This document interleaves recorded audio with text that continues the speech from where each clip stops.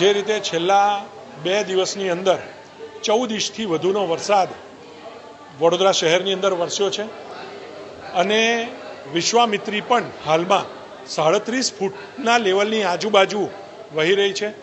તમામ વિશ્વામિત્રીના કિનારાઓની તમામ સોસાયટીઓમાં પાણી મોટા ભાગે સ્પ્રેડ થઈ ગયા છે, પાણી વધી રહ્યા છે, ત્યારે તંત્ર માટે પણ ચિંતાજનક સ્થિતિ છે।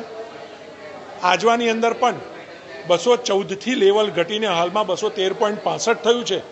ત્યારે વડોદરા મહાનગરપાલિકાની સમગ્ર ટીમ, માન્ય મેયરશ્રી, ચેરમેનશ્રી, કમિશનરશ્રી અને એની સાથે તમામ ધારાસભ્યોએ એકમત થઈને નિર્ણય કર્યો છે કે આજવામાંથી નીકળતું 10,000 ક્યુસેક પાણી વિશ્વામિત્રીમાં આવતું રોકવા માટે તાત્કાલિક અસરથી વિશ્વામિત્રીનું પાણી ઘટાડવા માટે આજવાનું પાણી બંધ કરવામાં આવે। આ એક કેલ્ક્યુલેટિવ રિસ્ક લઈને વિશ્વામિત્રીમાં છૂટતું આજવાનું પાણી બંધ કર્યું છે।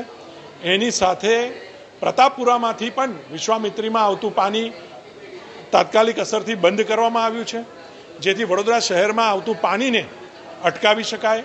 અને એના સિવાય વડોદરા શહેરમાં જ્યારે વિશ્વામિત્રી એક્ઝિટ કરે છે ત્યારે ઢાઢર નદી એને મળતી હોય છે, ત્યાં પણ પાણી ભેગા થવાના કારણે વિશ્વામિત્રીનું પાણી ઝડપથી બહાર નથી નીકળતું।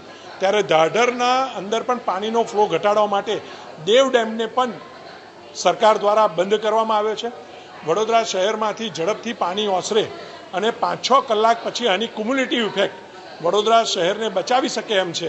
ત્યારે વડોદરા મહાનગરપાલિકા, ગુજરાત સરકાર, માનનીય મુખ્યમંત્રી શ્રી ભૂપેન્દ્રભાઈ પટેલ સુધી રજૂઆત કરીને એમની મંજૂરીથી, એમના અધિકારીઓ સાથે લાંબી ચર્ચા કરીને એમની મંજૂરી લઈને આ તમામ નિર્ણય કરીને વડોદરા મહાનગરને બચાવવા માટે એક કેલ્ક્યુલેટિવ રિસ્ક અને એક ગણતરી સાથે આજે અમે તમામ પાણીનો ઇનફ્લો એટલે કે આજવા, પ્રતાપપુરા અને દેવ ડેમ તમામને તાત્કાલિક અસરથી બંધ કર્યા છે।